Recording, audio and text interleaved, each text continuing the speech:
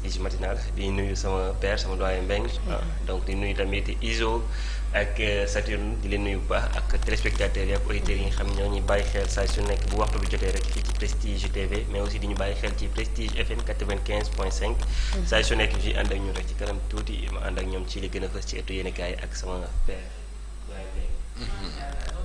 tuuti lay doon doyen Mbengue yow ban ethnie nga.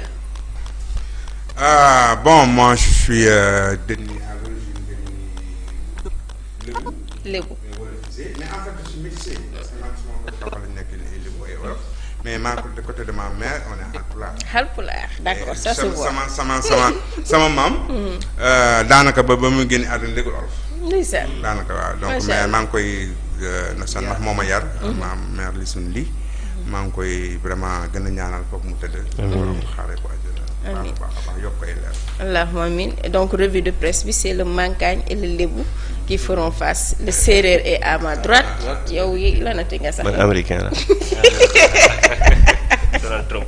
moom day bañ ma wax. xam naa lépp xam nañ lépp macha allah. donc loolu mooy loolu. waaw loolu mooy diversité bi Sénégal rek moom moo représenté wu fii. l'unité dans nos différences. c'est-à-dire que tey jii ce qui fait la fierté qui fait la richesse de ce pays-là. justement qu'on puisse parvenir. disons malgré les différences de langue les différences de religion et cetera. qu'on puisse former un seul peuple. une seule nation. c'est ça notre force loolu la ñu bëgg a mel ni ñu ko bëgg a ñàkk nag. bien sûr. malheureusement te loolu xam naa ni cours yooyu prochainement il faut nga ñëwal ñu. waaw c'est un plaisir. un but voilà. parce que loolu bi ñu koy jàng dañ leen doon wax un peuple ñu ne ñu malgré nos diversités ethniques le peuple est uni. un but les citoyens ont le même objectif. bokk même jëmukaay. voilà bokk même jëm mais léegi. les xale yi xamatuñ sax loolu. xam nga na nga ko waxee noonu. loolu mooy wane ni mën nga am xalaat bu rafet. te na nga koy jàllalee du baax du rafet. dëgg la. parce que boo ko waxee comme ni ñu la ko jàngalee doon ci leçon man mi noonu laa ko jàngee. te noonu laa ko doon jàngale. mais je me suis rendu compte que tout est dans la méthode d'enseignement. et c'est important. tey jii bu ma nee la waa parce que on a un seul objectif. wax ko ab doomu Sénégal ñoo bokk jëmukaay. c'est très insuffisant. ci réew mi toll bokkuñu sax. fan lañ jëm ana jëmukaay bi fan la. c'est ça d'abord ban jëmukaay la. ban compréhension lañ ci war a am. ban jëmukaay la. compliqué. non différence. fan la nekk. différence yooyu lan mooy seen force. lan mooy seen faiblesse. cette foi-là dont on parle la même foi. mais non oui cette foi-là c'est quelle foi. on en foi en quoi. moo jaaxal ñëpp. on en foi en Dieu. non je ne le pense pas. le vert la verdure le jaune la richesse le rouge le sang versé. doy na waar bu ko defee il faut ñu xoolaat ko xam exactement fan lañ jëm. Ismaïla Sarr c'est incroyable. maanaam dama dañu doon xalaatal man je pense que ñi ñu doon xalaatal il n'était pas sénégalais. non moi parce que mënuñ. man damaa bëgg doyen Mbengue. ndax c'est-à-dire que des fois. je pense des choses il le dit. c'est-à-dire que c'est comme si que doyen Mbengue daal sama xel dañ koy tegal des fois. yéen am collectivité. réseau bi la réseau bi la mu ci doyen li ngay wax c'est tellement vrai ban objectif. waaw absolument c'est important. gis nga boo demee dëkk yu mel ni comme à l'époque bi Japon di commencé bi nga boo demee culture qu'on appelle les dragons. mooy Japon ay Corée ay yooyu quoi ces pays là de l'Asie et cetera à l'époque bi ñuy commencé seen développement. yow boo wàccee étranger yi ñëw ci dëkk bi soo jëlee taximan laa wax taxi laa la wax le conducteur de taxi soo ko laajee lan mooy budget par exemple Japon daf la koy wax. boo ko laajee lan mooy politique tey jii transport bi ngay def lan mooy politique u Japon sur le plan de transport daf la koy wax. c'est-à-dire que ki nga xam ni mooy yóbbu dëkk bi c'est-à-dire que mooy le citoyen moom mooy porter le pays. mais kooku su xamul fan nga jëm naka la koy defee. déedéet mënul nekk sax. tey jii lii loolu ñuy wax plan de développement économique wala social wala bu mu mën ci doon les citoyens dañu ko war a maîtriser bu baax a baax xam ko. par exemple le plan Macky Sall indi le plan PCE. à part les intellectuels là qui en parlent wala c'est moom c'est ministres yooyu. marché laaj ko suñu benn yaay. dañ koo xam PSE. alors que ce plan là est censé les conduire quelque part. xamuñu ko naka lañ ci participer. doy na waar. effectivement gis na doyen Mbengue man su fekkee comme li nga doon expliqué sànq isolal ci mbir la bi nga xam ni je pense que Sénégal dañ ko war a xoolaat parce que quand on parle de cette unité quand on parle que ñun ñëpp benn peuple lañ. on remarque qu'on a déjà la division ci suñu biir.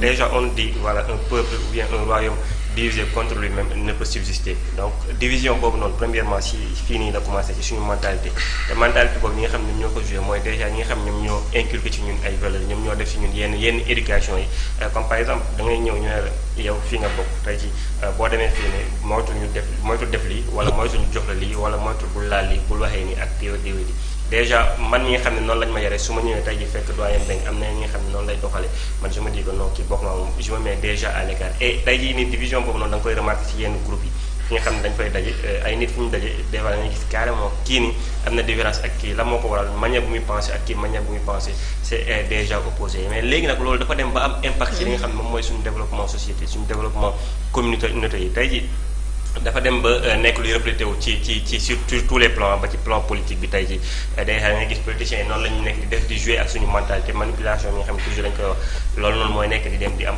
toujours division boobu nekk di gën a màgg di dem ci yeneen aspect ba daal di am benn ampleur bi nga xam ni tey ji c'est dommage et doon na li nga xam ni ça retarde beaucoup le développement de notre pays ça retarde beaucoup le changement ci biir Sénégal et je pense que loolu problème boobu bu fekkee lijjanti nañ ko xam nu ñuy def ba lijjanti ko nag moom jaaxal bu fekkee lijjanti nañ ko mën na mbiri mais je ci foofu laay pataxlu gis nga li doyen Mbengue doon wax la nan bokk même objectif dañ koy sentir ci temps bu ñuy dem nekk compétition wala dara xoolal engouement bi sénégalais yëpp donte dina am benn part ñoo xam ne peut-être dañuy ne ci suuf du ñu bëgg mbir yi mais regarde les sénégalais comment ils se mobilisent à travers ce même objectif là bokk na ci Coupe d'Afrique bii ñu doon wuti la dernière fois on avait remarqué que ñun ñëpp pratiquement ku ci nekk fier nga nekk sénégalais parce que ñi ngi concourir quelque chose bañ ko gagné on a vu que tout le monde était content de tout bord ñu ñëpp bokk ci benn mbir parce que lii moo ñu yitteloon mais ba mu jeexee une semaine après ku ci nekk delluwaat nga ci say différences ak say intérêts personnels donc c'est à chaque fois ce renouvellement boobu d'objectif commun bi nga xam ne moo ñu war a boole ñu war a jëm ci kanam c'est-à-dire que on se dit que cet objectif du Sénégal d'ici 2030 bëgg nañ kat ñu toll fii ci suffisance lii toll fii ci suffisance tel tey doyen Mbengue moom miy xëy ci télé bi man iso dinaa xam ne sama pàcc ci suffisance wala ci objectif bi lii laa ci war a jouer xamal ni kat lii ak lii kat politique bi nii ak nii lay dem mais nous ne sommes pas encore là nous sommes là à 12 mois sur 12 à parler ki war a nekk président élection yi di ñëwaat. Iso on va enchaîner ak li nga xam ne mooy la pensée du jour xool tey xalaatu bés bi lan la andi tey xam naa ne doyen la ñuy bàyyi rek en 2 minutes 3 minutes mu soññe ci. waaw mu tëjoo ñu ko non tey kay doyen moom. tey moom doyen récupérer lépp alors la pensée du jour avec la complicité de madame Djité. donc tey li ma indi doyen mooy n'attends pas l'instant parfait saisis l'instant et rends le parfait. n'attends pas l'instant parfait saisis l'instant et rends le parfait. mooy kii bi non. bul xaar heure bul xaar waxtu bu baax bi jëlal waxtu bi fexe mu baax. waaw d'une manière littérale mais. loolu lay tekki. dañuy comprendre que pensée bi maxime bi c'est composé de 2 phrases.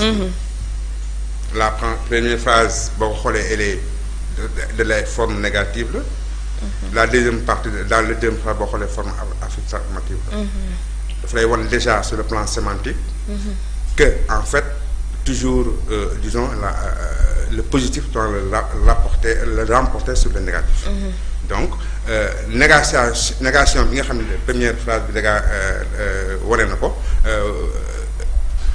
phrase affirmative bi ñëw ci ginnaaw effacer na négation boobu. C'est pour dire quoi et on fait un jeu de mots sur la notion de perfection.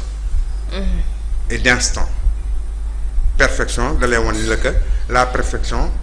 N'est pas quelque chose qui s'acquiert comme ça, c'est quelque chose qui se travaille avec le temps et qu'on rend perfectible avec le temps.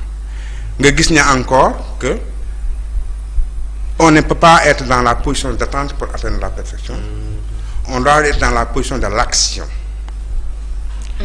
Et c'est l'action qui rend les choses perfectibles. Nga gis ña en même temps que loolu da lay wan que mais c'est pas une action ponctuelle, c'est une action perpétuelle. Pourquoi? Parce que simplement la perfection est un idéal qu'on vise, qu'on atteint, qu'on poursuit, derrière laquelle on court. Mais à force de courir derrière, sans jamais l'atteindre, on est tout proche. Et c'est pour cela que, donc, mon Maxime Bimi, c'est par rapport à cette personne-là, qui est dans la position d'attente, qui est dans peut-être quelquefois dans la position de désespoir, qui est quelquefois même aussi dans la position d'immobilisme, pour lui dire, hey bro, Djogal, agis, agis, et agis vite, et agis dans ce sens, agis dans le sens d'améliorer ce que tu es en train de faire, agis dans le sens toujours de vouloir aller vers la perfection. Et finalement, même au final, tu n'es pas parfait, ou bien ce que tu voulais n'est pas encore parfait, tu en es tout proche. Et c'est ça qui fait la différence entre celui qui est dans le fatalisme, celui qui est dans l'attentisme, et par rapport à celui qui est dans l'action, et quelquefois aussi dans la réaction. Et pour ne pas toujours être il faut quelquefois être dans ce que nous pour pouvoir anticiper, être dans la préaction. C'est très très très important. C'est des problèmes de stade, c'est des problèmes de niveau. C'est-à-dire que tu as dit, aujourd'hui, bon, on est dans le cheminement de la pensée, c'est-à-dire que la pensée n'a de sens que finalement quand elle est habituée à l'action. Donc, sans action, la pensée n'a presque pas de sens. Et pour aller dans ce sens de la pensée, dans le sens de cette action, il faut toujours partir de ce qui mérite d'être agi, c'est-à-dire ce qui doit être perfectible, ce qui doit être amélioré, et agir en conséquence. Dama lay jox un exemple, j'adore ton truc là. Dama lay jox ben exemple terre à terre. Simple. Il est de penser du jeu. Terre à terre bu simple. Chaque jour nga ñëw jaar tu construis ton bâtiment def ci xaalis bu bari. Chaque jour nga ñëw tu remarques une petite fissure là. Bon, ça t'interpelle même pas. 2 mois après, nous avons 1 cm. Ça n'attire même pas encore ton attention. Tu n'es pas encore dans l'action. Tu n'es même pas encore dans l'interpellation. Tu ne te sens pas interpellé. Tu vas ngay def non jékki-jékki mu def benn cassure casser le bâtiment en deux nga gis ko mu jóge fissure bu jóge ba ca kaw wàcc ba léegi ça ne t'imprègne pas. Un jour maa ngi taal kenn de def émission affaire ba daanu ci kaw. Est-ce que tu as vu l'impact de l'inaction sur ce qui est améliorable? Ce qui est améliorable doit faire appel à l'action pour mener atteindre ce but-là. C'est-à-dire que donc, c'était pas l'instant. Maintenant, à partir du moment où on remarque au premier jour, et tu fais une action pour régler ce problème-là, tu vas dans la perfection. Cela veut dire simplement que la perfection, c'est la perfection, c'est l'action. Il faut agir. C'est pourquoi il parle d'instant. Quand on parle d'instant, c'est un moment par rapport à d'autres moments. Et le moins différent de ces moments, c'est l'action. Et c'est pour cela que d'insister. Dans cette quête de perfection-là, découragement à Moutillon, incompétence à Moutillon, à mon benlay. À mon benlay, parce que ce qui te maintient dans l'inaction, c'est ta paresse. Ce qui te maintient dans l'inaction, c'est ton désespoir. Ce qui te maintient dans l'inaction, c'est ton manque de foi. Quand il y a beaucoup d'ailleurs, après pour renverser la tendance, il faut toujours être dans l'action. C'est-à-dire agir. Mais comment agir? Agir dans la positivité. Agir tu le bas, agir tu le refait, agir tu le avancer le nit. Agir. Nit dañ ko bind pour muy agir. Quand la personne est dans l'inaction, il est dans l'inefficacité, il est dans l'inutilité. Quand tu veux être utile, quand tu es une personne, tu dois être dans l'action, tu dois être dans l'amélioration, tu dois être dans l'idéal, tu dois être dans le parfait. Et l'eau, le ko jox moy action. Machallah, on a solo. Dès lors que nga baye nek action, qui cesse d'agir pour man sax cesse de vivre. Qui cesse d'agir, cesse d'exister. Xolal dans nos sociétés, ceux qui cessent naturellement d'agir et ou qui n'agissent pas. Ce sont nos enfants, nos bébés. Quand on n'agit pas, on subit. Hein. Voilà, ce sont nos enfants et nos mères, ils subissent. ils subissent les gestions de leur mère, de leur frère, de leur soeur, de leur père. Ce sont nos vieillards qui sont dans nos maisons, les grandes personnes, les personnes âgées, qui n'agissent plus, qui réagissent, qui subissent les gestions des autres. Mais ça, à part ces deux stades-là, qui sont dans les deux extrémités, tout ce qui est dedans, entre les deux extrémités, c'est l'action. C'est l'homme agissant. Notre différence entre, par exemple, l'Homo sapiens et les autres types d'humanoïdes qui ont existé avant l'homme, c'est l'action. C'est l'action réfléchie. Il y a la type de adressé et paroles nit. Je vous parle à vous qui êtes doué d'intelligence. Je vous parle à vous qui réfléchissez. Mais ça, c'est pas une réflexion passive. C'est une réflexion active. Active, machallah. Donc là, vraiment. tey moom foog naa ni Izo jox na la li nga bëgg macha allah en tout cas neex na et que doyen aussi ni mu ko tojee comme ni mu koy defee rek à chaque fois nit ñi ils comprennent bien et c'est toujours motivant de l'écouter ñu koy déglu muy joxe li nga xamante ne nii moom mooy ay conseils waaye tamit ay recommandations parce que nag quand on n'agit pas on subit et Sénégal nag dañoo tàmm bàyyi ba nekkati ne joon wala ba mu weesu ñuy réagir donc ñu war ko gën a moytu rek mu ngi noonu avec la complicité de madame Djité à la régie ñu dem jëli tampon pour passer directement à la revue de presse. madame Djité su baaxee rek ñu dem jëli li nga xamante ne moom mooy tampon bi pour mën a enchaîner dem seeti ki nga xam ne mooy Isaac Dapa pour la dernière partie de cette prestigieuse matinale mooy la revue de presse. est-ce que bëggul ma génneel ko affaire directement. moom mooy xool daal bu ko ci neex. je pense bu fekkee demul noonu ñu woyal. voilà Aïcha bu fekkee tampon bi disponible rek on va enchaîner directement dem seeti Isaac Dapa mu pelloo ko rek ak doyen Pape Abdoulaye Mbengue. voilà merci beaucoup Fatima di jaajëfal bu baax a baax di jaajëfal aussi doyen Mbengue ci jàngat bi nga xam ni defal nañu ko léegi mu daal di doon lu am solo et que c'est une chose bi nga xam ni ça nous interpelle ñun ñëpp. et que ñu bàyyi xel ci mbir boobu merci aussi Iso ci foncé boobu noonu donc voilà dañuy ànd rek daal di xuus ci li nga xam ne moom moo gën a fës ci ëttu yéenekaay yi daal di tàmbali ak yéenekaay bi nga xam ne rek moom moo di le quotidien nag daal di ñëw doyen Mbengue ci li nga xam ne moom moo di situation politique bu Sénégal bien sûr li nga xam ne moom la titré mooy Macky tient la corde donc ci kàddu yi nga xam ne Macky Sall la koy wax je veillerai à ce que le pays ne soit pas déstabilisé nous poursuivons notre marche dans le respect de l'état de droit donc gis nañ li nga xam ne moom moo fi jotoon am fii ci Sénégal ñun ñëpp yàkkamti woon li nga xam ne moom moo di jàmm mu daal di dellu si Macky Sall daal di taxaw te am ne li nga xam ni moom mooy stabilité dina fexe ba mu nekk ci biir Sénégal mën nañ jàpp ni ci rôle am la nekk doyen Mbengue. Mais absolument ça vraiment je pense qu'il y a rien à dire c'est vraiment ce qu'on attend d'un chef de l'État ce qu'on appelle d'un président ce qu'on attend d'un président de la République mooy que en vérité donc mu toog pour que mu assurer l'état de droit assurer la stabilité du pays en quoi assurer en quoi le fonctionnement régulier en quoi des institutions et de la République et donc moom en tant que président de la République du Sénégal s'il fait cette déclaration-là c'est parce qu'il y a eu des événements qui se sont déroulés et il parle par rapport à ces événements-là qui ont eu lieu et par rapport à ça donc muy rassurer les Sénégalais par rapport toujours à la stature du gouvernement du Sénégal pour en quoi le respect des droits.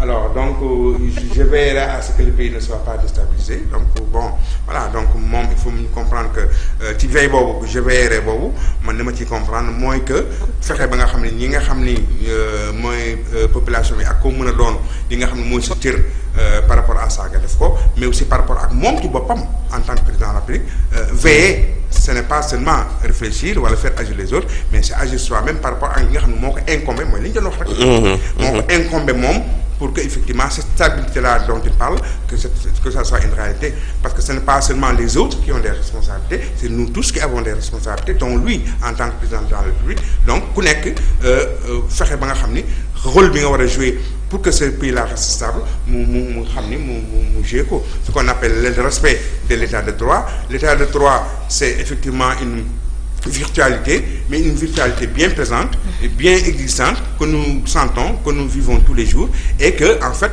nous avons tous intérêt à xam nga li ñuy wax état de droit mooy li nga xam ni moom mooy fonctionnement dëkk rek xam nga ñun dañu fàttali que damay fàttali que toujours ni que Sénégal dañuy fàttali que notre état est un état extrêmement jeune qui est né en 1960 même si le Sénégal existe depuis des millénaires.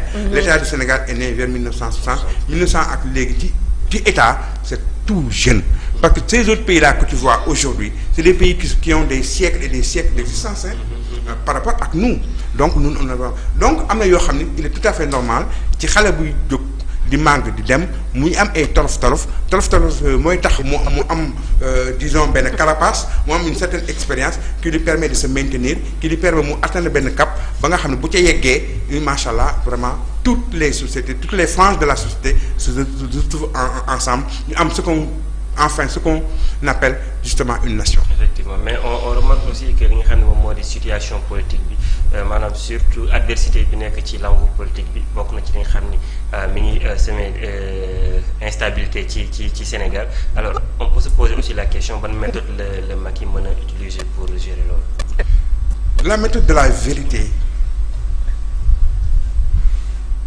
La méthode de la vérité ci nga réew du kër du village état du kër du village état lenn rek mooy moo ko jig lenn rek moo ko jig mooy dëgg tant que tegoo ko ci dëgg li ngay régler da nga koy mën nga ko régler mais de façon partielle ëllëg lay diwaat donc réew li ko jig mooy dëgg réew tamit li ko xam nga la mooy indi est-ce que problème yi yëpp est-ce que xam nga ko c'est pas problème de réew c'est des problèmes de personne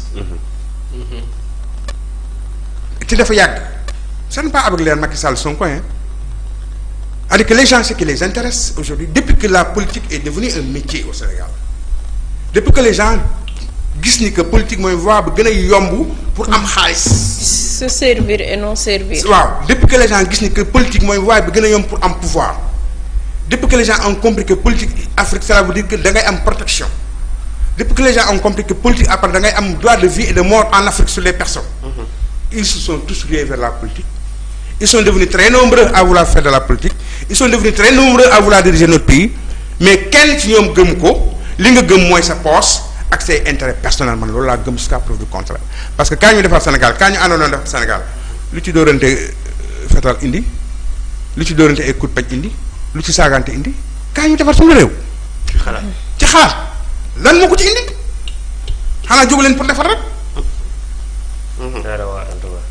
non mais posez-nous la question damaa bëgg a defar Sénégal ngeen ma yow da nga bëgg a defar Sénégal est-ce que war nañu mën a xuloo warul nekk de si c'est vrai en nous waaw jàppoo rek liggéey bu ci xuloo amee c'est parce que keneen ka am na leneen la ca nekk la nekk ci ginnaaw mooy sa intérêt personnel loolu muy dëgg te loolu moo yàq suñu réew mii Sénégal mbaa lii duñ ko jël comme na ko gars yi jëlee woon bi mu ne woon li fi xewoon mars dootul am gars yi ne ko force lu raw loolu di mën na fi amaat mbaa du même nekk même surtout jamono yi ñu toll non mais j'ai bien aimé par rapport ak doyen fi mu waxee c'est-à-dire que c'est pas seulement que les autres mais aussi mu am benn d'une manière réfléchie boo xam ne day ñëwaat ci yow c'est-à-dire que yow tu vas veiller à ce que Saturne toog ci plateau bi mais dinaa veiller tamit Saturne miy toog ci plateau bi bu ñëwee ci plateau bi li mu war a liggéey ci plateau bi mu liggéey ko donc chacun a son rôle à jouer dans ça par rapport ak ñi nga xam ne ñoom nga jiite li ñu war a def ba réew mi nekk ci yoon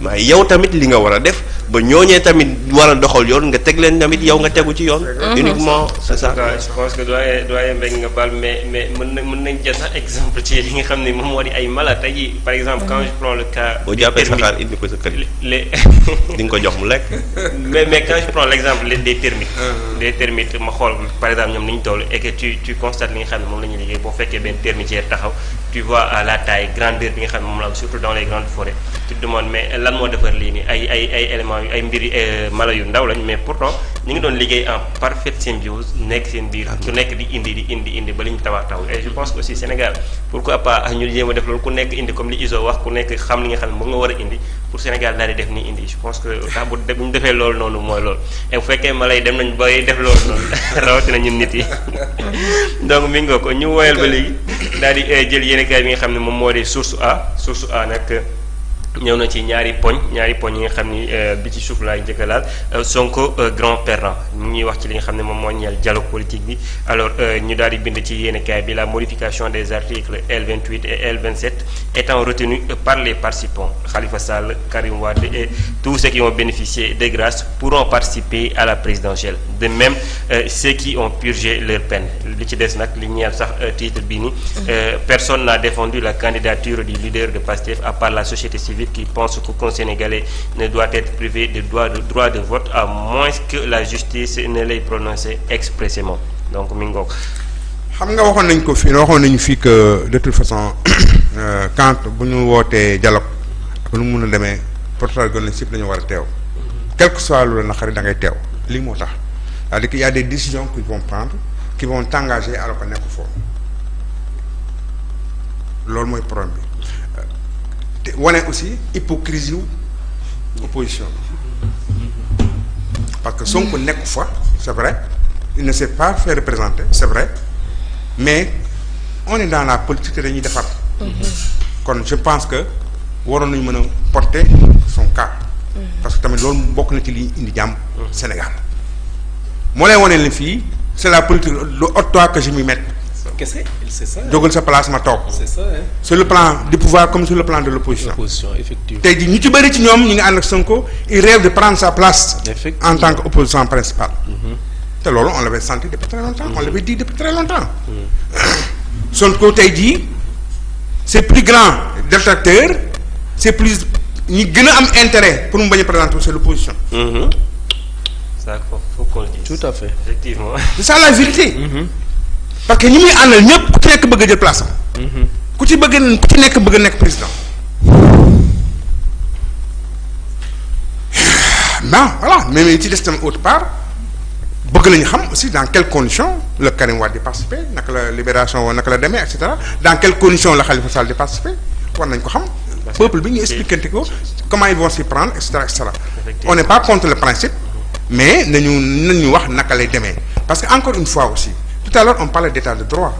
état de droit xam nga lan lay signifier aussi boo tooñee ñu tax sa digg loolu lay tekki aussi état de droit donc bu ñu demee ba nga xam ne nag dëkk ba jaxasoo na ba nga xam ne dañoo bëgg a waxtaanaan et cetera mais il faut que ñu expliquer le peuple comment tout ça doit se faire ou comment tout ça est fait warul nekk ay gisewu ay politiciens je pense que affaire ay libération Karim Wade wala Khalifa Sall wala processus électoral ça dépasse les politiques du ñoom rek c'est tout le peuple sénégalais boo xam ne qui a droit au chapitre donc comme mun ñu peut-être def référendum mun ñu kii et cetera mun ñu consulter Sénégal bu nekk mais au moins nañ koy defee nañ koy waxtaanee nañ fa waxtaanee nañu fexe parce que aujourd'hui même fekkee ne tu ne fais pas de référendum tu peux avoir l'avis des Sénégalais donc yomb na léegi avec les réseaux là mën nga xam Sénégalais yu baax li ñuy xalaat ci ban tendance lañ nekk nga fekk leen ci boobu tendance. doxal wala nga leeral.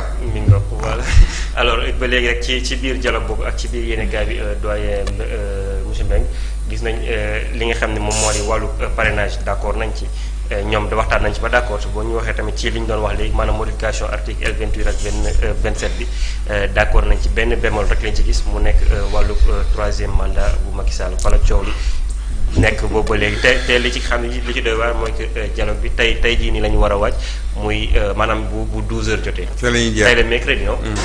effectivement Isaac dama bala may xuus si affaire bi dama lay poser benn question je pose ça à tout le monde mooy affaire comment on dit li nga wax léegi waaye. non kii bi li ngay joxe parrainage bi. mais affaire parrainage bi ñu koy indi par ban voie lañ ko jàllale. c'était référendum. la voie référendaire. tey jii bu ñu ci waxtaanee ba di ci d'accord yéen ci ñenn ñoo ko waxtaanee et politique.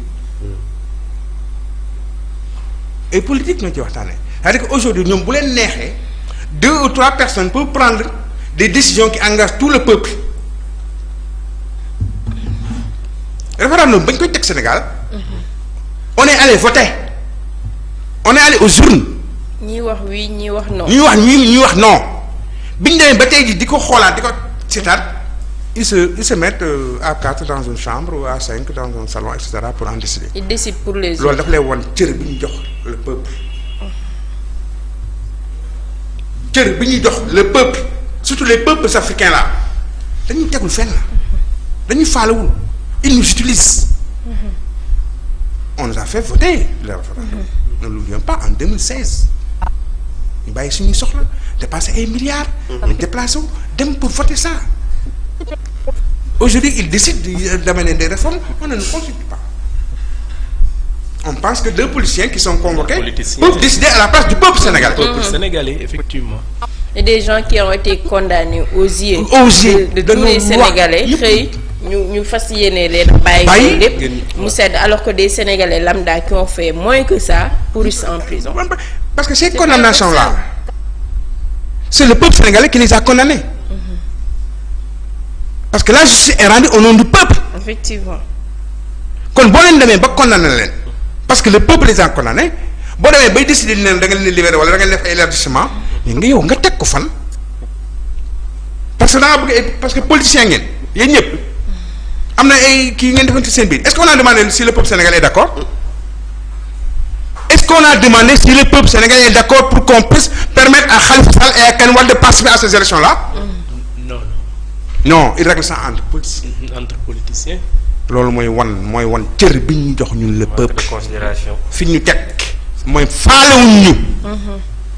la classe politique du Sénégal dafa yàgg dugg ci kaw le peuple sénégalais loolu mooy dëgg. que mu nekk pouvoir comme mu nekk opposition ñoom ñëpp yem. Quand ils ont besoin de poste ils nous font voter après quand ils ont le pouvoir. C'est de la farce quoi. en tout cas li nga ko doy na waar loolu ba léegi tamit. ci nga baal ma est-ce que dina régler le problème. faire entrer Karim Wade et Khalifa Sall en exclure Sonko. yow nga ne aussi laisser à l'appréciation du conseil constitutionnel sa bokk est-ce que ça règle le problème. en tout cas mooy loolu. dañuy fooye.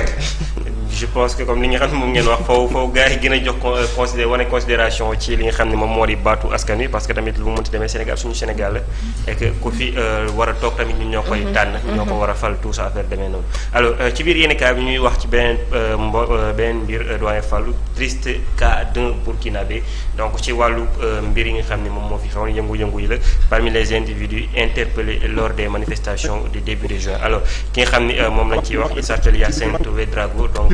moom nag d'après li nga xam ne moom la ñu expliqué fii ki nga xam ne moo ko expliqué mooy ki mu àndaloon ñu daal koy jàpp mu di rek Ablaye Fall muy expliqué que le gars il sortait pour acheter du pain pour sa famille ses enfants et il a croisé les forces de l'ordre voilà ñu dóor ko ba gaañ ko sax daal koy yóbbu donc mu daal di doon mbir mi nga xam ne tamit ñoom ñu ngi koy déplorer mais cas loolu lañ joxe comme élément comme explication tout ça on sait pas ndax réellement loolu mais loolu lañ ci expliqué ne carrément nit la ko doon génn dem jëndi mburu dañante gars yi jàpp ko dóor ko yóbbu ko donc boobu ba léegi il risque de perdre l'usage d'un de ses jambes car il est grièvement blessé c'est moi qui suis allé voir son épouse pour l'informer de son incarcération à la chambre 23.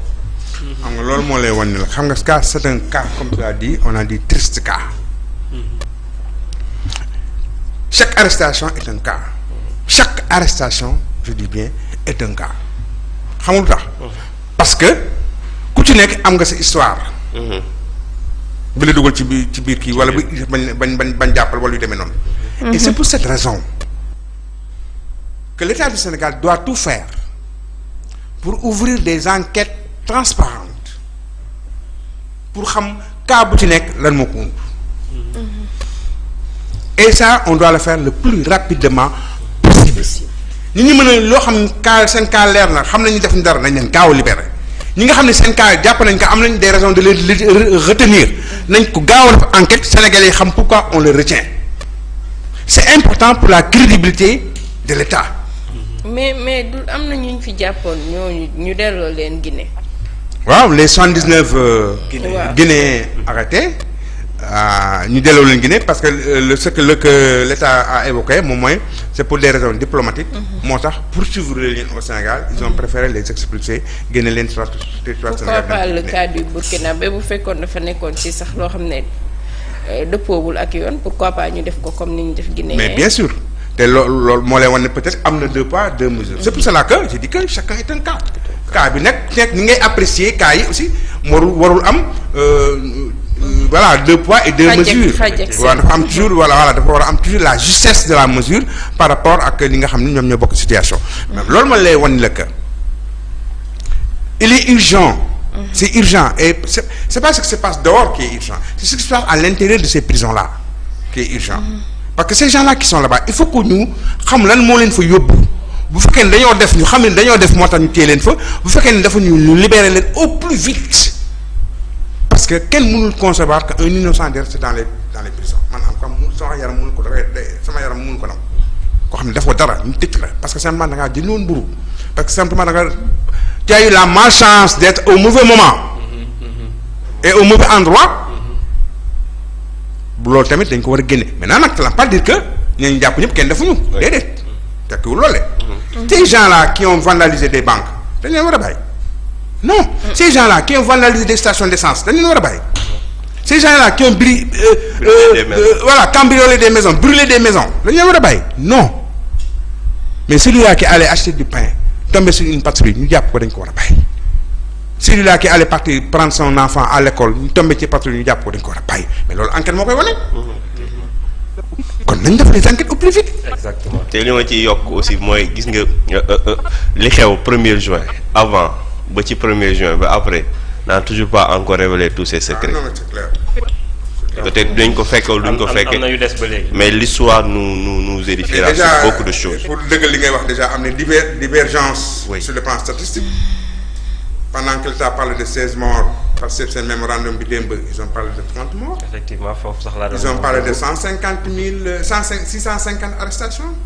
ils ont parlé de 176 blessés. et ça c'est pas les chiffres de l'État. société civile joxe beneen chiffre. beneen chiffre. et cetera on est dans donc la guerre des chiffres aura bien lieu.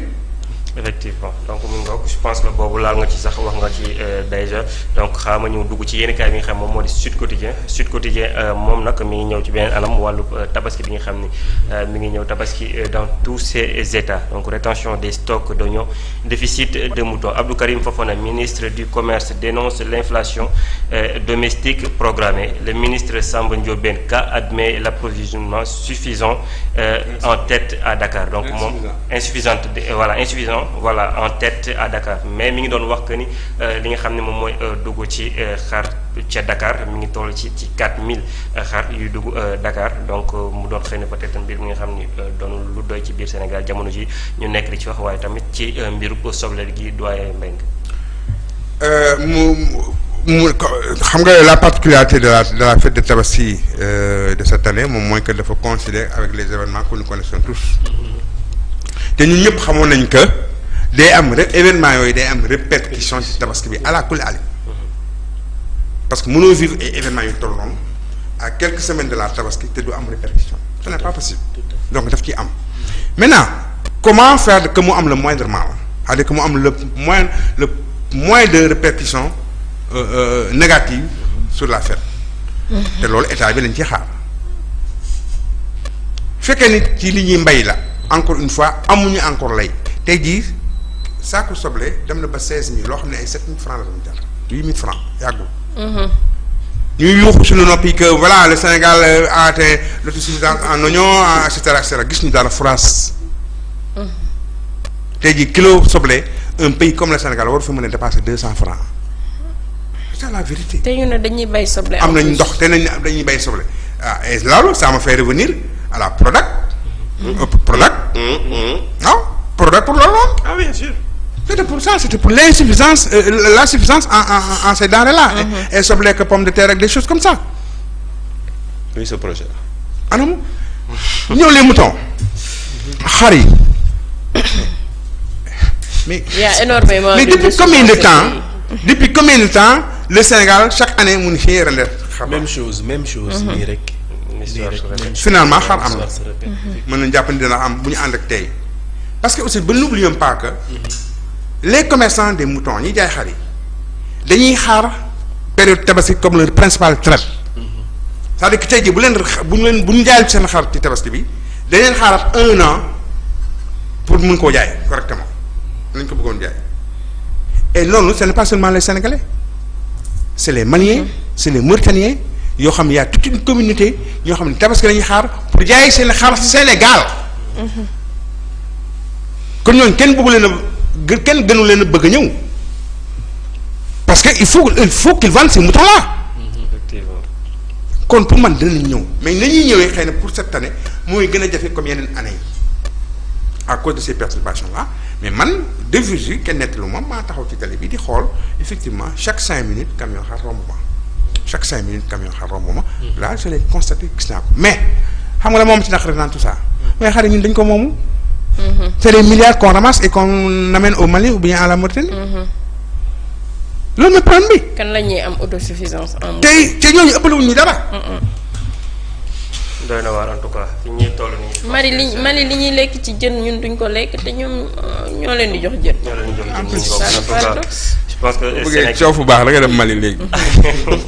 alors ma ñëw ci li nga xam ne moom mooy wàllu tàggat yaram doyen Mbengue tàggat yaram de gis nañ dem li nga xam ne moom moo xew nos Lions ont eu une victoire comme ni ma ko mën a une victoire prestigieuse comme nous ñu daal di am ndam lu rëy ci kaw Brésil yi nga xam ni tey ji mën nañ jàpp ni champion bu rëy ci àdduna si lépp ndax li nga xam ne am na ko ci raaya ci wàllu coupe du monde donc ñu daal koy dóori ñeenti ball ci ñaar léegi ñu fàttaliku ñoom ñoo njëkk a dugal remontada. Ce qui n'est pas rien. La remontada xam nga le problème mooy que tey jii nous sommes tous très fiers de notre équipe nationale ah par rapport ak kuñ ne dóor nga Brésil wax dëgg yàlla quand même ndam lu rëy la muy parce que Brésil buy soox sax mooy Brésil et donc loolu quand même nga am victoire ca ñoom lu am solo la avant ñuy dajeeg ñun daje nañoo ak Bénin. waaw dañoo nul def naa. dañoo dañoo dóor Guinée la ñu dóor je pense. Guinée la ñu dóor quoi dañoo nul bon cela veut dire que de façon globale aussi que le football africain est en train de prendre quand même faire des avancées extraordinaires vraiment ñu gën a rattraper l'écart qu'il y avait entre ce football disons européen wala ce football brésilien tout ça c'est un écart qui est en train de se creuser de plus en plus loolu déjà c'est un constat bi ci des tamit moom mooy que xam nañu que effectivement suñu équipe bi quand même équipe la quoi qu'on dise équipe la et que man li ma ciy gis moom moo que c'est une équipe boo nga xam ne en fait qui peut rivaliser te loolu la wane donc finalement avec n'importe quelle équipe du monde boo demee ba dóor Brésil da ngay jàpp ni boo amul kenn koo xam ne war na laa mën a të ci sur le plan international. Deuxième victoire bi ñu ci am parce que victoire la ci biir victoire. waaw d'accord deuxième victoire bi moom mooy la victoire de Sadio Mané. Sadio Mané je pense dinañ ci ñëw am na li nga xam ne déjà génn nañ ko ci maanaam taxawaayu gaynde yi déjà ci li nga xam ne moom moo di match yi gis nañ joué nañ sans complexe def nañ match bi nga xam ne tey ji c'était remarquable ci kanamu ñëpp li nga xam ne gars yi dañ ko wax déjà match nul bi nga xam ne amoon nañ ko contre Bénin gars yi jàppoon ni faiblesse la ci li nga xam ne moom moo di équipe nationale du Sénégal mais aussi ñu daal di gis match bi contre Brésil Sénégal daal di gën a wane boppam ñu doon wax rek naan que ni Sénégal xëy na dafa am faiblesse ci wàllu tactique tout ça wala dafa am manquement ci biir équipe am on a compris que loolu noonu yëpp xëy na peut-être ay analyse la woon yi nga xam ne ñenn ñi ñoo ko doon def gis-gisu gars yi la woon rek mais tey jii li nga xam ne moom la ñu gis démb si poste lu rëy la doyen Mbengue ba taxawaayu Sadio Mané ci biir match bi démb ñu ne suñu ñàncu dellu si waat. oui et man ça m'a fait beaucoup plaisir parce que Sadio comme nous moom tout le monde xam ne ñëpp xam nañ que depuis sa blessure ñu ngi doon vivre benn frustration. stigmatisation waaw benn stigmatisation benn frustration benn en tout cas dévalorisation boo xam ne dund na ko. ci période bi mu gaañoo ak léegi gis nga ko mi ngi jógee équipe boobu di Bayern déjà ni mu génnee Liverpool ensuite ni mu ñëwee ci Bayern la ko fa dal loolu yëpp mu nekk ci situation ba nga xam ne benn boy pour te dire que toujours africain mooy xeex ak africain. benn xale bu réew boo xam ne Sadio bàyyam la daf maa metti parce que papam Aliou kii Sané Souleymane Sané dañ ko xam bu baax a baax mu nekk sénégalais pur sang yow xale bu ndaw parce que da ngaa juddoo ci biir tubaab yi sa ndey di tubaab nga yaakaar ni kon tubaab africain bu ñu war nga ko mën a saaga wax ko lu la neex dañoo ñàkk jom amuñu aucune fierté ils font notre honte ces gosses là ce genre de gosses là yu nga xam ne amuñu repère amuñu identité heureusement Sadio Mané borom jom la c'est un africain pur jus jàmbaar la ñaancoo dëgg la ñaancoo xoolal lii mu am équipe nationale moom mooy signé waat à part di nga club africain yi club aussi européen et tout ça ingrat léegi xoolal marqué ne 3 buts xam nañu kon mi ngi ñëwaat li nga gis ñu commencé waat ko xëccoo lawaat seen intérêt rek fait faire des misères. ils ont toujours agi comme ça avec les Africains. benn affaire daa wane que maanaam boo ko joxee gëddëm mu jox la li nga soxla ci terrain bi Sadio Mané te instant bi bu xoolee Sénégal ni ñu ko joxee gëddëm déjà loolu noonu prouvé na ko démb ci match bu démb. il faut qu'il reste fort. c'est ça. il faut qu'il reste très fort. bu ñu moytul léegi naar yi daal di ñëw. c'est le meilleur du monde moom présentement c'est le meilleur. il faut que mu gëm ko xam ni tubaab bi duñ ko ci may dara nag parce que c'est des racistes. lépp leer na wane nañ ko. effectivement je suis d'accord avec toi. wane nañ ko ak moom. kon bu il faut pas que muy xaar dara ci ñoom leneen di duul rek di dugal camp yi jeex na man loolu la.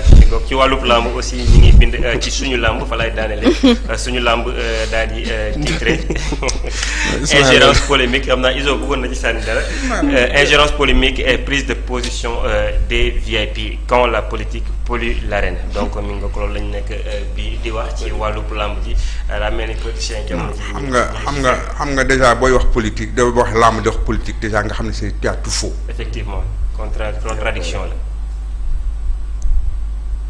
ngay wax làmb ngay wax politique nga xam ne c'est tout faux c'est comme si ngay wax football di wax politique ngay wax athlétisme di wax politique. on parle même de pollution. c'est une pollution. Finalement cette politique là elle est en train de polluer le milieu de l'arène. parce que arène bi ba léegi amuñu fulla ak fayda xam nga li ñuy def politicien dama yàlla man je suis pas politique mais damaa dàkkalul côté boobu ci démarche Macky Sall convoquer ces lutteurs la VIP là au palais c'est dans quel sens. ñuy fecc. ah ñuy fecc. c'est dans quel sens. c'est dans le sens de les embarquer dans ses convictions politiques. est-ce que loolu war na cërëm la. tout à fait. même moom fekkee moom du xam cërëm mais ñoom nañu xam cërëm. pour que ay peut-être quelque part si ñeen di jox.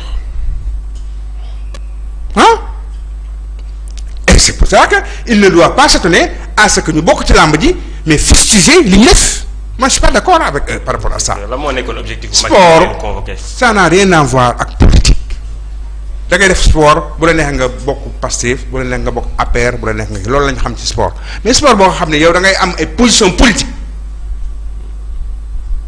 kon la fa yàqu ñoo ko yàq ñoom. parce que mosul am ci làmb. da nga daan xam ni kii fii la bokk d'accord et c'est normal mais làmb gi yëpp mbëri yëpp booloo ne bon voilà dañuy dem seeti président Macky Sall et cetera mais loolu tu es en période de crise surtout.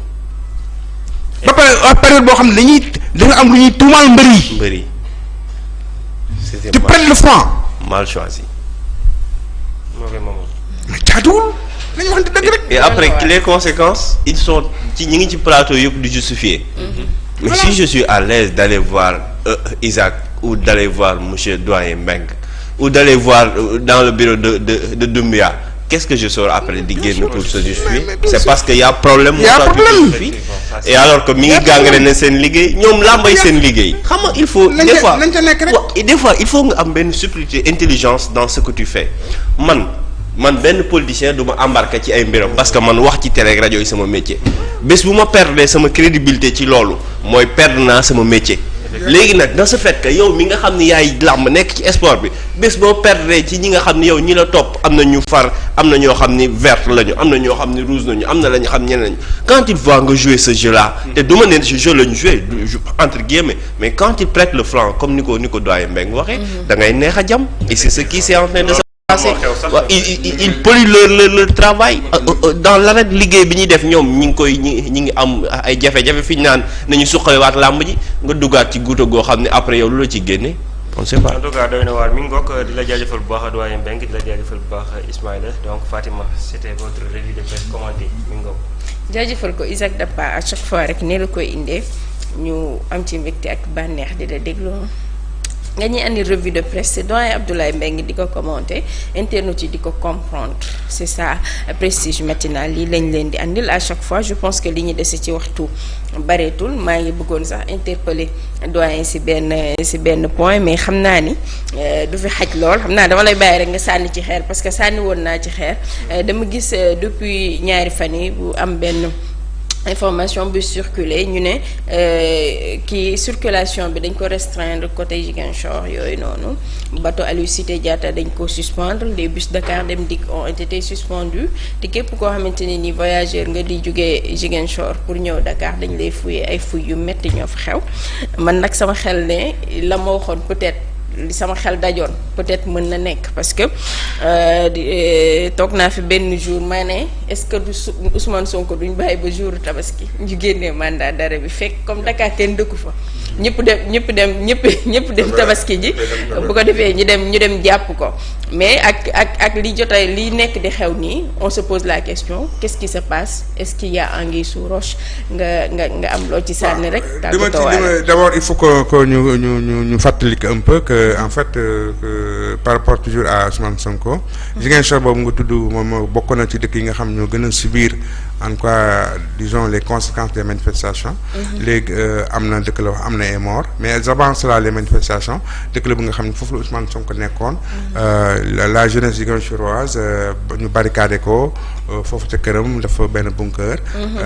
bon mën nañu ci wax lu nekk ci bunker bi c'était peut-être pas li ñu ko defee ak tout ça c'était pas peut-être légal et cetera mais en fait c'est un fait qui a existé.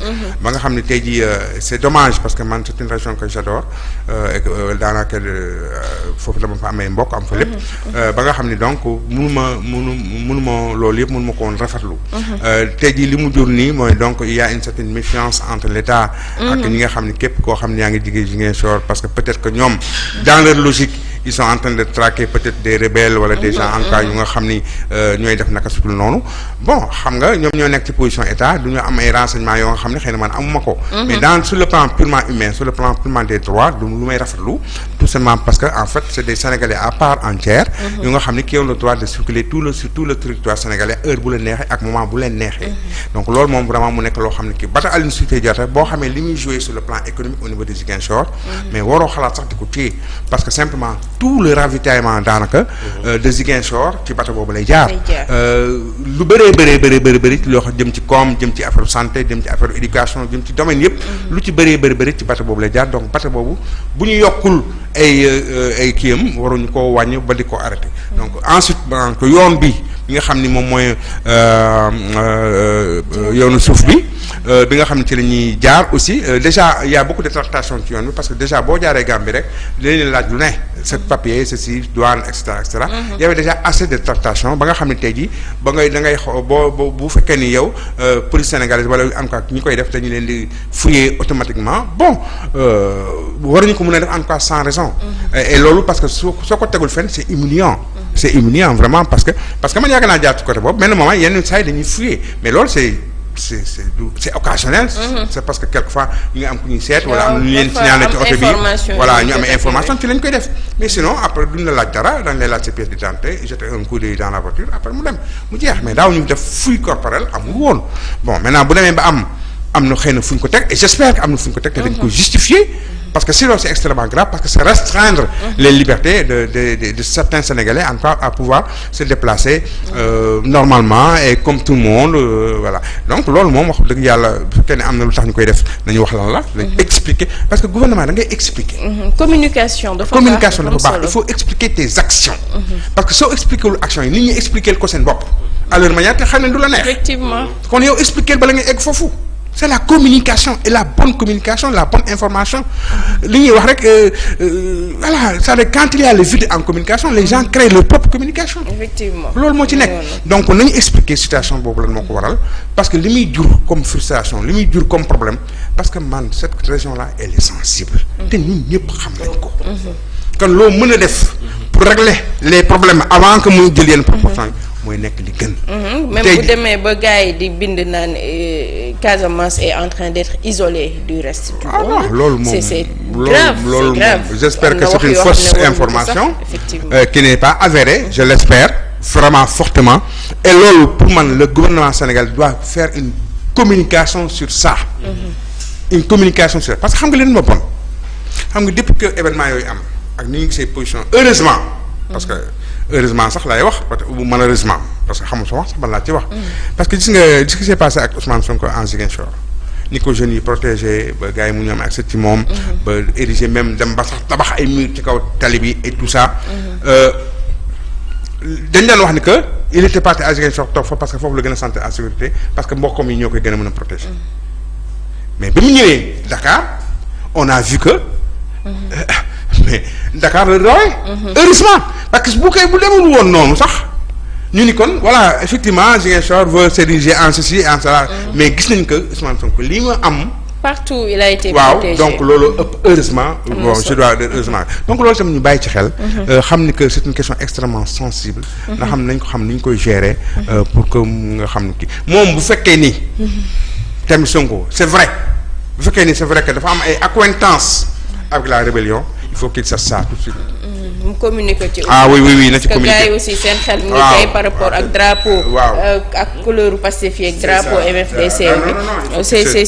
c'est bon à préciser en tout cas ñaan yàlla rek jàmm mu dellu si waat ci Sénégal Isaac Dapa ma bàyyi la nga tàggatoo.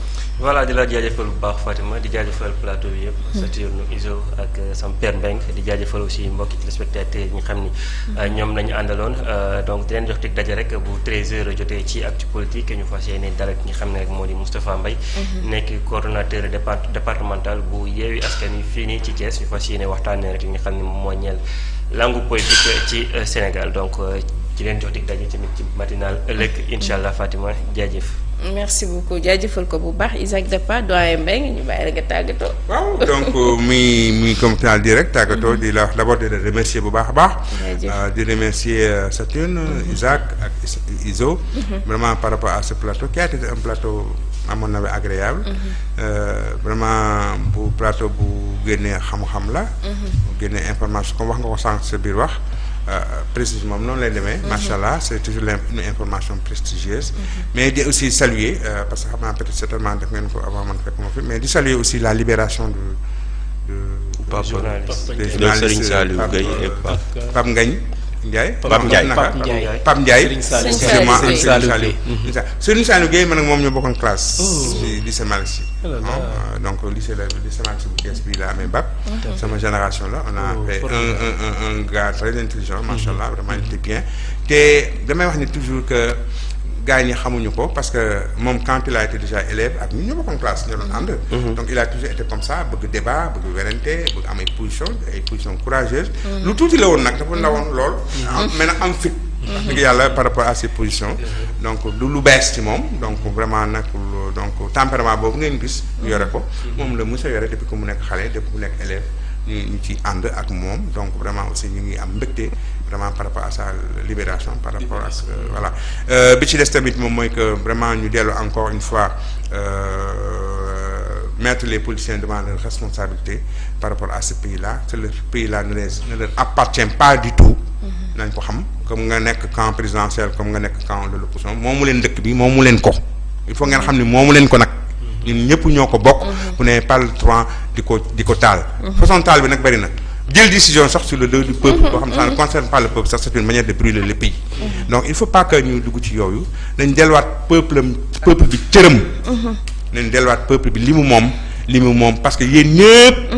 nga nekk ministre nga nekk président nga bëgg koo nekk yéen ñëpp ci yem yéen ñëpp vous devez être à la solde du peuple sénégalais et pas de d'autre chose et loolu bu ñu ko defoon rek jàmm na selo te comme ma wax ni kon léegi damaa bëgg Sénégal jëm kanam man la damaa bëgg Sénégal jëm kanam ñu xuloo ci ba ciy xeex ba ciy dóorante ba ciy reyante kon am na kenn ci yéen ñaar ka ca waxul dëgg mun na sax nekk yéen ñaar ñëpp waxu leen dëgg sinon du jar ngeen di xeex di ngeen di xuloo da ngeen war a mën a ànd loolu laa bëggoon tàggoo di la vraiment jaajëfal ci techniciens yi di leen wax ni vraiment merci beaucoup pour le travail qu'ils sont en train de faire jërëjëf soxna Fatima merci beaucoup doyen Pape Abdoulaye Mbengue ñu jaajëfal ko bu baax Modou Saturne Ndione yeewu nga l'homme presse yeewu naa jërëjëf Fatima tey moom nelaw naa émission yëpp. maa la photo yi neex loolu après dama koy génnee. jërëjëf Fatima jërëjëf Iso jërëjëf Pape Abdoulaye ci jàngat bi jërëjëf Ismaïla Sarr jërë ngeen jëf ñi ñu doon saytaan mbokk yi ñu yendoo jàmm. day gaawatu pour dem àggale nelaw yi waaye photo yi su ma paree manum jiite laa koy jox mu tegal ma ko fii ñëpp gis ko Ismaïla Sarr macha allah merci beaucoup à toi. merci beaucoup Fatima merci Sat merci Isaac et merci beaucoup à doyen Mbengue ci njàngal bi waaye tamit ci njàngal ñu aussi. parce que sur le plateau on apprend beaucoup de vous. merci beaucoup encore une fois alors di jox dig daje gars yi suba ci matinal bi mais aussi tout à l'heure fële sur la 95.5 ci donc fête de la musique comme ni ko Marie Sarr waxee. En plus nous aurons aussi benn jotaay boo xam ni comme ni ñu koy defee jotaay tabaski avec Oustaz Ndiéguène. ci ay njàngale yu bari jëm ci li nga xam ni moo di fête bi ñuy waaj. Fatima merci. incha allah merci beaucoup à Ismaïla Sarr aussi jaajëfal Marie Sarr mi nga xam ne aussi moo féete woon ci éphéméride du jour Isaac Dappa moo féete woon ci wàllum revue de presse Mamadou Saturne Ndione ci li nga xam ne mooy wàllum xibaar doyen Pape Abdoulaye Mbengue en tant que chroniqueur madame Djité nga affiché ma rek sama anniversaire bi ma am tey muy maman Oumou Kébé Oumou bu Ablaye Dieye la lionne du Nord mu ngi noonu suñu maman chérie bi nga xamante ne nii elle est fashion elle est belle elle est ravissante waaye itam boolewul dara ki wax liggéey rek ci loolu la nekk couve njabootam waaye tamit sikk ak ñëpp jàmm ak salaam ñu souhaité ko un très joyeux anniversaire ñaana ko yàlla gudd fan wér ak wérle tawfeex ak taysiir lépp loo xam ne bëgg na ko ci xolam yàlla na ko yàlla defal yàlla sàmm ko aar ko yiir ko yéer ko làq ko fu yàq àggul ba lépp loo xam ne rek mëbët na ko yàlla mën ko réaliser yàlla bàyyi la sa kanamu njaboot aussi ba ñu màgg di la teral incha allah rabbi suñu maman adorée maman Oumou Kébé de la part aussi de Alioune Badara Faye mi nga xamante ne nii moom it sa doom la jaajëfal la bu baax a baax a baax donc di annoncer rek li nga xam ne moom mooy émission yi nga xam ne dinañ ko am d'abord Iso ni mu ko waxee mooy seen émission bu am solo boobu nga xam ne dinañ ko amal tey en tant que fête de la musique moom dina fa teew ak Marie Sarr ak ki nga xamante ne nii mooy DJ Prince ñu ànd ceeg équipe ak Omar Ndiaye waaye tamit ànd seeg ñoom Akim ak ñoom Badara féete ca rajo ba macha allah donc bu ko kenn raté incha allah spécial fête de la musique fii lay xewee si Prestige FM 95.5 waaye tamit seen émission 60 minutes pour convaincre demain.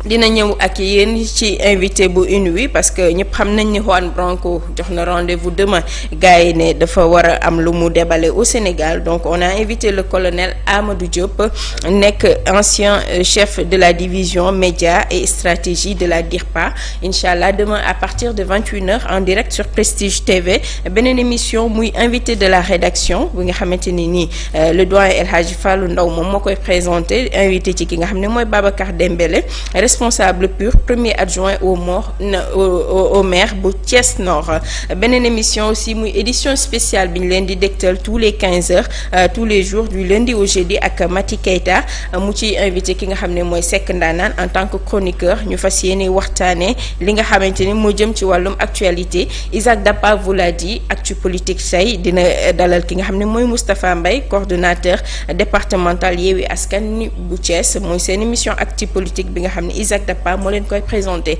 merci beaucoup à madame Djité depuis la régie Modou Ndiaye tey moo féete woon ci cadrage bi El Hadj Sène ci réalisation bi merci à notre PDG ak njabootam jaajëfal internautes yu ñu doon suivre sur Prestige Sénégal suñu page Facebook aussi ñu jaajëfal leen jaajëfal bu baax a baax a baax auditeurs auditrices yu ñu doon déglu sur la 95.5 FM téléspectateurs yi toogoon seen kër aussi jàpp seen télé à travers IPTV doon ñu seetaan ñu jaajëfal leen bu baax on vous donne rendez-vous demain inch'Allah ci beneen prestigieuse matinale passez une excellente journée en compagnie des programmes de Prestige TV yàlla na réew mi am jàmm yàlla na fi jàmm sax tax jàmm nag ci kaw jàmm moom lekk la ñëpp di ñaan te yàlla mi moom jàmm nga xam ne ku mu jàmm ku ne nga am jàmm te musal la ci jàmmaarloo yàlla nañu yàlla buur bi may jàmm jërëjëf.